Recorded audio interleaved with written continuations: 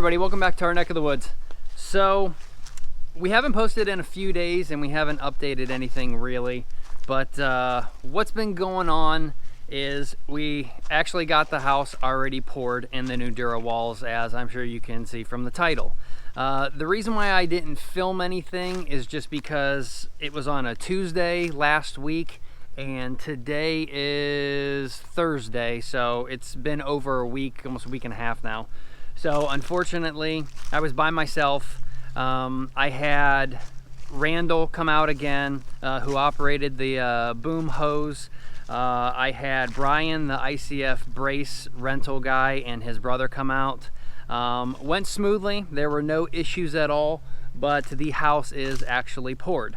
The next day on Wednesday, as you can see in the driveway, as you can see over here in the front yard, and as you can see on my trailer and over here, all set up and ready to go, we actually got our trusses delivered. So we were a day shy on that, so that is perfect.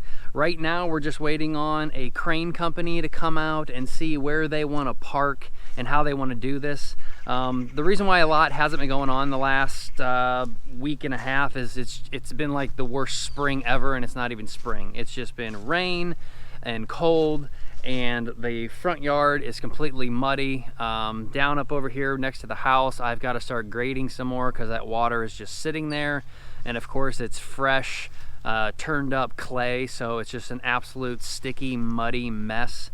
So we're waiting on to see who's going to come out here, who's going to have the best idea. The reason why I put some of the trusses over here in the front yard is because if the crane does come in through here and set up, there's kind of no trees in this area besides these two little ones, but as long as he gets his boom somewhere like right about in here, he'll be able to pick the trusses up and start stacking them this way.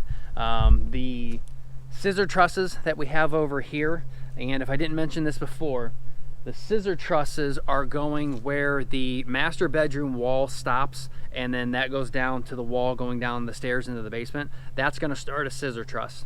And then there's scissor trusses going all the way up and over until you get to the kitchen, and then that kitchen will be back to a normal wall. It'll go down and have a normal ceiling.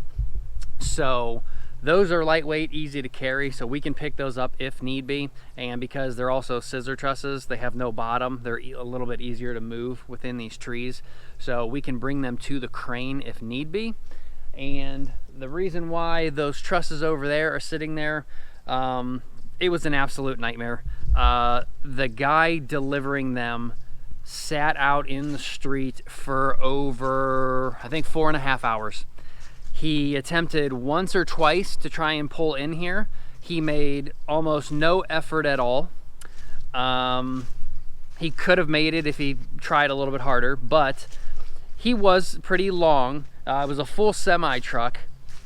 And I made sure that when I called, I said, hey, it's a little bit tight in here. What are you guys gonna bring? She tells me over the phone that they're gonna bring a 40-foot flatbed. Well, they brought a 60-foot semi-trailer roller bed. So they tilt the bed up and all of the trusses fall off. Well, the other issue is they were plowing the field that day, and the owners had drove by and actually ended up making comments later in the day that were actually pretty rude to Aaron and my brother-in-law, who came out here to help us basically pick these things up and bring them in here. They were driving full semi-trucks through the field, plus all the tractors. The semi-trucks were full with soy, and the soybeans is what they did this year in the field.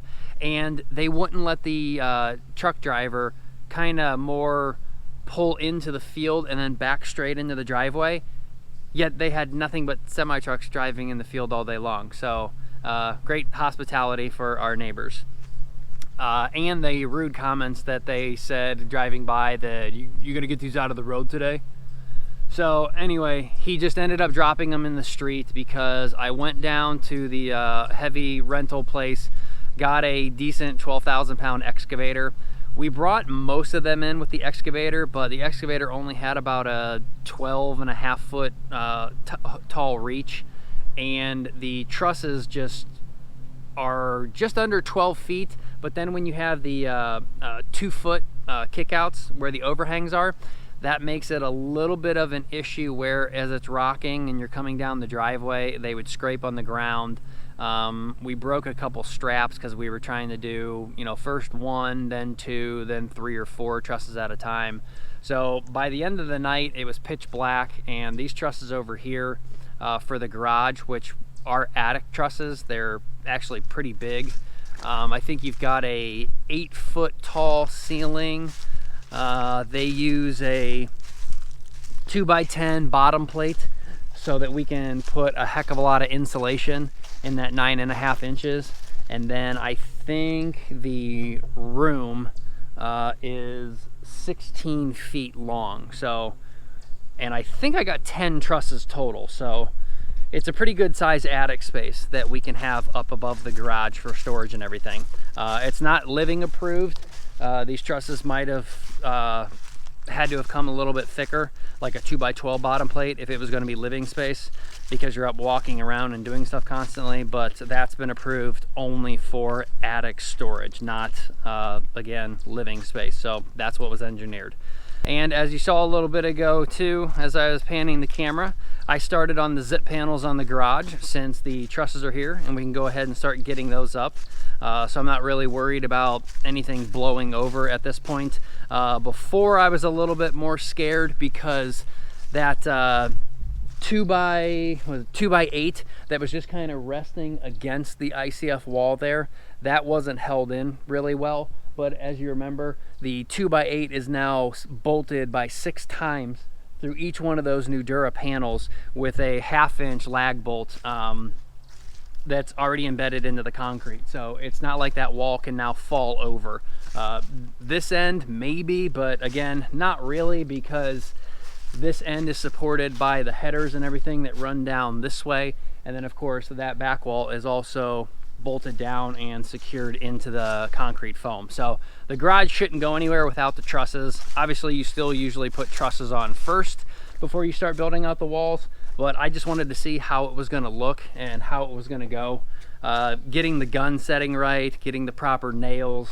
A few times they're either overdriven or underdriven, so you gotta kind of hit it with a hammer a little bit. The only thing that kind of sucks about these is if you put in a nail and you're underdriven and you start tapping it with a hammer, the nail actually pulls the OSB and the foam more in, and it's actually compressing the foam. So that's kind of sucks, because all you want to do is push the nail in a little bit further, but you're compressing that foam. And where it becomes kind of an issue is where 2 seams are lined up. If you start pushing in an underdriven nail, you push that OSB further in, and then this side is sticking out further. So then you gotta kind of have to hit that with a hammer and compress that foam a little bit. Obviously it's a garage. That foam is better than nothing. If it is getting a little bit compressed, sure, you might lose a little bit of R value, but again, we're talking about a garage here. We're not living in here. The garage only needs to maintain about 50 degrees Fahrenheit during the winter. So not really worried about that, but it is going up pretty nice. A few of my boards were slightly off, or they're a little bit bowed, because obviously we've got a 12-foot 2x8. That's very hard to find a perfect 2x8. The bracing does help pull them in or push them out, so the board is a little bit straighter. But there was 2 spots so far I had to throw in like a 2x4 or a 2x6 where I didn't want to angle the nail too much to hit the stud. So I put in basically a second stud, which if you look up right there, you can kind of see there's a 2x6 in there. I threw that one in there just so I could drive the nails straight in through that panel and hit a stud. Not a problem. I've got the zip tape. The outside will be fully waterproofed and airtight. It'll be fine. But yeah, a little bit of extra work that I had to do there. And in 1 section or 2 sections so far, you might lose a little bit of R value. But I'm going to go ahead for the rest of the day and knock out this wall and then see how much of that wall I can get done, because today we're also going to be recording another video for you guys. That is going to be the Q&A and the announcement of the winners of our vlogging equipment that we're going ahead and giving away to you guys. and we're actually getting on an airplane tomorrow. We are headed down to Atlanta, Georgia. We actually picked a new car already, and it is a car. I did kind of mention in the last video that there was going to possibly be a Dodge in the running. We didn't go that route because that would have taken the selling of the Porsche and the selling of my truck. And I did want kind of a new truck, which again, that's where the Dodge came in. It was actually going to be the Dodge TRX that's coming out in about a month. And if you're not familiar with that, it's basically a Hellcat engine thrown in a 1500 Dodge Ram. 702 horsepower, I think 600 or 700 foot-pounds of torque. Just an absolute beast of an engine in a truck. But we decided to keep my little guy and go ahead and pick a car instead. So we'll have kind of still the best of both worlds. So that'll be in another video when we go to the airport, pick that up, which we'll probably start recording tomorrow. We'll get the Q&A out tonight, but today we're gonna finish up the walls as much as we can so we can start getting this garage in, because I got a new car coming and I don't want it sitting outside for the winter. Now up in the house, we'll go up here in a second, but so far we started basically locking all of the bucks down. So far I've only got to this one so far because it's been so wet, so rainy, and again we're doing everything like we did on the sill plates. So behind this wood, we took it all out, examining the concrete. As you can see, it's nicely consolidated. The first bit could have been a little bit wetter, which is why you see it's more grainy in there instead of smooth.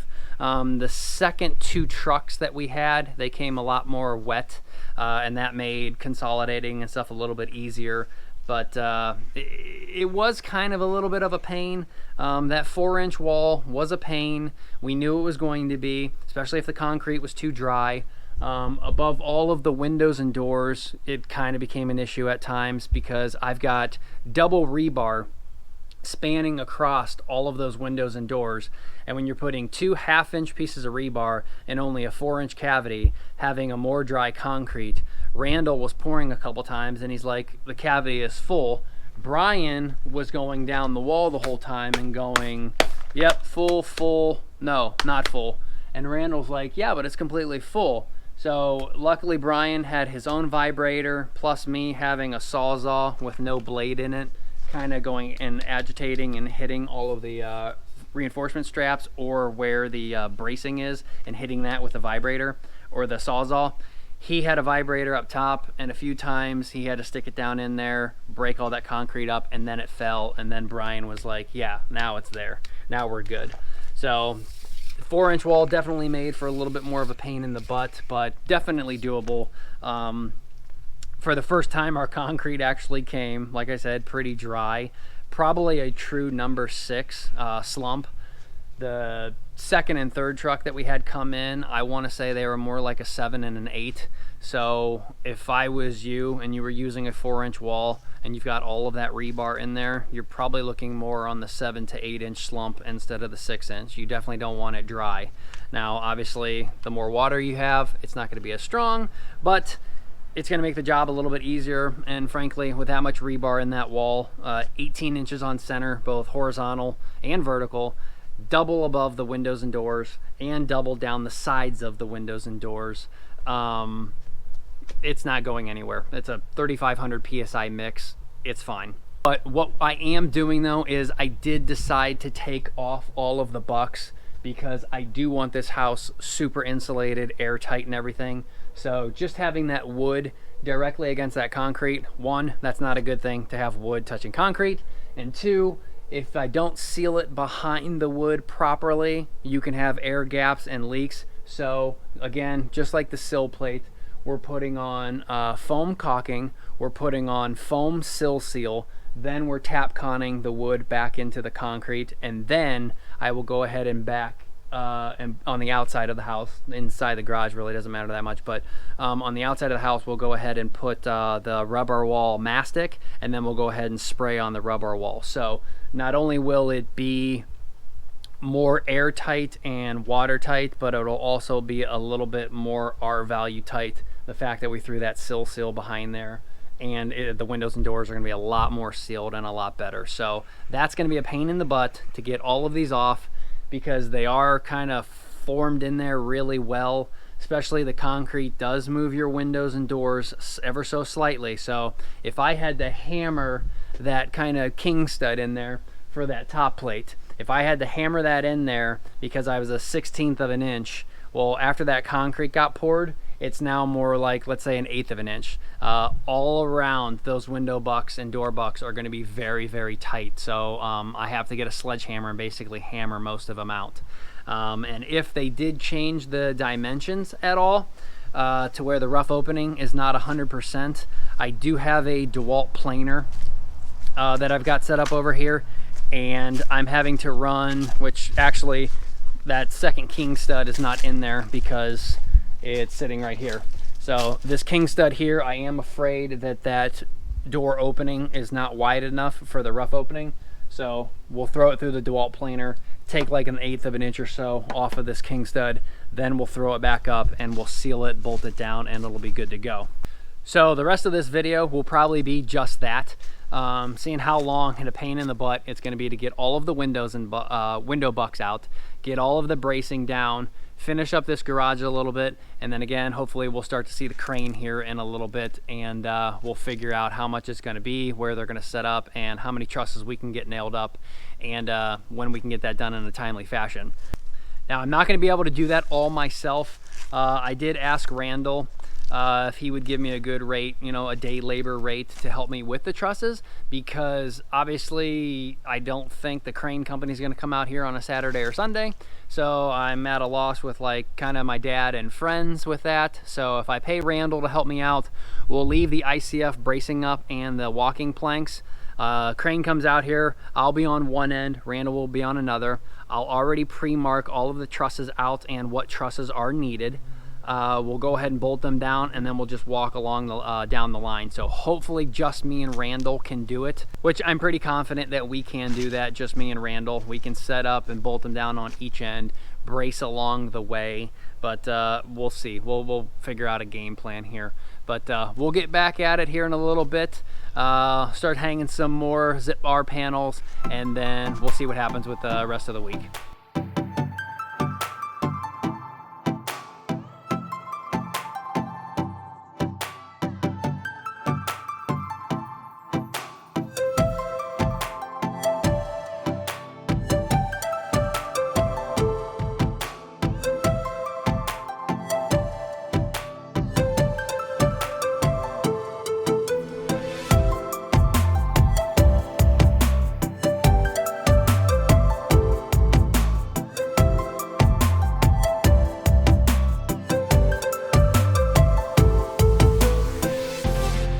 So far, so good.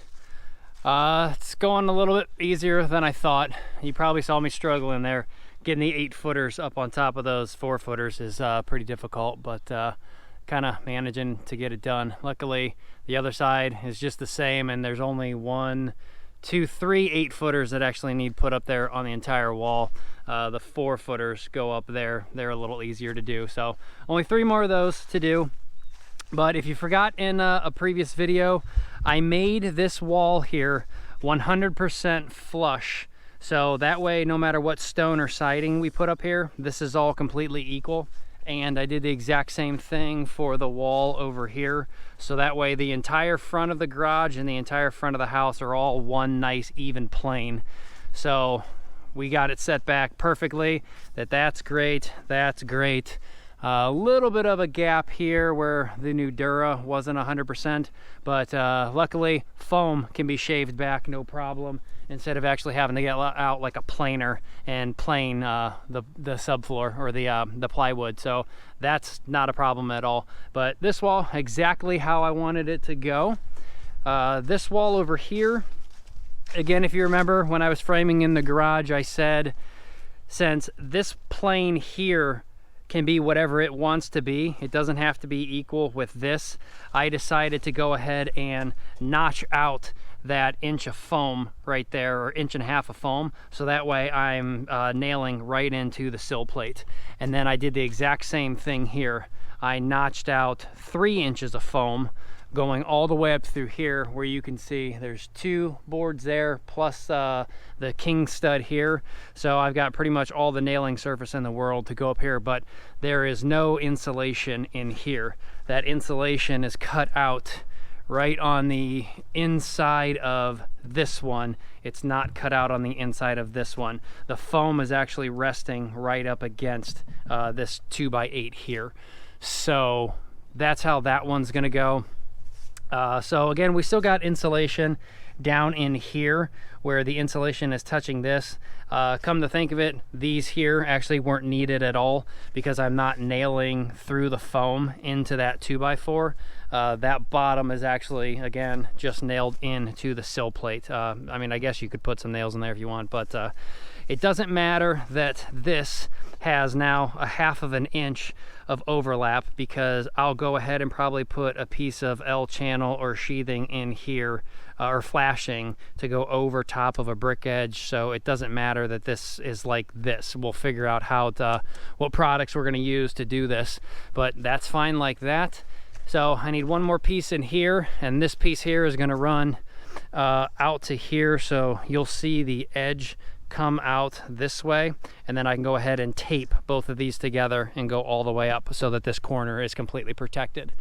I'm probably going to go ahead and protect the top too, where basically if you're looking down from the top, it would obviously look like this, but you know, at an angle, or you'd be looking down on it. I'll probably put a piece of tape on that upper top plate there and wrap that tape down and over around here, so that way this is kind of taped up, the foam is taped up, and the edge of the OSB is taped up, and it's rolled over the top there just until we get the trusses on. But then this kind of will all be waterproofed in, so any water that does hit that can either drain off the top plate on the inside of the garage, or it can come off this way, run all the way down. And once we tape and mastic all of these bottoms here together, that'll all be completely sealed. We'll do the same thing up that wall there, that'll be completely sealed. And then I just gotta cut out this window, finish these 2 pieces here. Again, we'll tape all the way around from the zip all the way into the windowsill, all the way up and around, and then that will be waterproofed, and then I think we should be good. The only thing I can't do though until we get the trusses on is probably these panels here. These panels here will be the full 8-footers, but for that roughly 13.5 inches, I've got to cut 13.5 inches of foam off on the side of this header. All of these studs are back set 1 inch to accept the foam. So once 13.5 inches of foam get cut off of that OSB can just be nailed all the way to that header directly, and then we can go ahead and spray foam or insulate in these cavities here, so that way you don't have this big open and cold header. But the foam will sit back the 1 inch on those studs just like it is there. And I don't want to put those up because you're only going to be able to put those panels up, I think that's roughly 6 feet. You're going to have over 2 feet of panel hanging up, and I don't want to have that hanging up there until we get on this end truss here, and then that way that last 2 feet can be screwed in or nailed into the end truss there, and then it'll be all secured. And then once you've got 2 feet of OSB there going from all the way there all the way up, it'll make a nice clean line going across that end truss. Then we can start sheathing that end truss up higher, which kind of sucks to go with an insulated OSB, because once you're above that level there, we don't need it insulated up there, but we also don't want this OSB sticking out 1.5 inches more than the inset. If we just went with a piece of OSB, let's say it was just 1/2 inch, well, that 1/2 inch would be sticking in the thickness of the inch of foam, which you'd have a bad lip there, which water can get down into even if you put a piece of flashing in. So I would like the gable end here to all be 100% even. So it is spending a lot more money on using Zip R to basically insulate that end truss when the attic space is not going to be insulated. So it's kind of pointless, but it gives you that kick out instead of using, like I said, not having that lip there and not going and buying multiple sheets of OSB to build yourself back out. So we're going to go ahead and just use what we have. All right, I'm actually going to wrap this video up here. It's actually Sunday, a few days later. I think last I was recording putting these walls up was on Thursday. We got back from Atlanta last night at 3 a.m. and we left Friday morning we got up at 5 a.m. So nice 23-hour day. The car is in the driveway. I'm not going to show you it yet. We do have most of the OSB or Zip R up on this wall. My roller came today, so I can go ahead and start putting the tape on and putting mastic on some of the bigger cracks that I want to fill in. I didn't finish that panel up there because I'm just trying to calculate perfectly so I don't overuse the OSB. So I'm just kind of waiting on to know what I have to use up there for a piece. That piece down there that I got finished came from starting to cut out that window. So I still need to cut that little piece of window. Waiting on that too. I just didn't cut it the rest of that day because that day was pretty hot and I was wearing a short sleeve. And it's not the foam, but the there's a piece of it here somewhere. This kind of back layer here, I'm 99.9% sure that's fiberglass. In fact, you can even see the little fibers that are kind of in there. And that is like putting up insulation, and I started to itch real bad. So for the rest of the cutting of these panels, full sleeves, probably a dust mask, and I don't want to be anywhere near that stuff when I'm cutting it, so that's why I stopped and only cut that window out there. But again, I'm going to wrap this video up here. We'll probably start doing another video sometime this week. I think we're going to take the day off because it's Sunday, and yesterday was such a long drive. We visited some of Aaron's family members in the mountains of Georgia that we just kind of were like, hey, Aaron recognizes the name of that city as we're driving through. Let's call him and stop on by. Nice, huge, like mountain house overlooking like down a mountain, and then the view of like every other mountain. It was just insane. So we'll start up another video this week as we start probably finishing these walls, taping them up, getting the sill plates or top plates in up there. And then again, I'm still waiting for the crane company to get out here, kind of survey the area and figure out where they're going to park. And if they do park in the driveway, that's going to suck because we're going to have to bring them the trusses. But if he's tall enough to get almost 90 feet over there plus the height, then we can just park right here in the driveway and he doesn't have to sink in this mud or anything. So again, we'll see you guys later this week. I'll start editing the video of what car that we picked up from Georgia. It's beautiful. It's a beast. Absolute insane car, and Erin's looking forward to it being finally a supercar, sports car that she can drive because it's automatic and paddle shifting. So she'll be able to drive that to work some days. But we will see you guys later. Please like and subscribe. Hit us up on the comments. And again, we are editing the video and gonna get out the Q&A and the winners of the GoPro or vlogging equipment that we have for you guys. So we will see you all next time, and take care.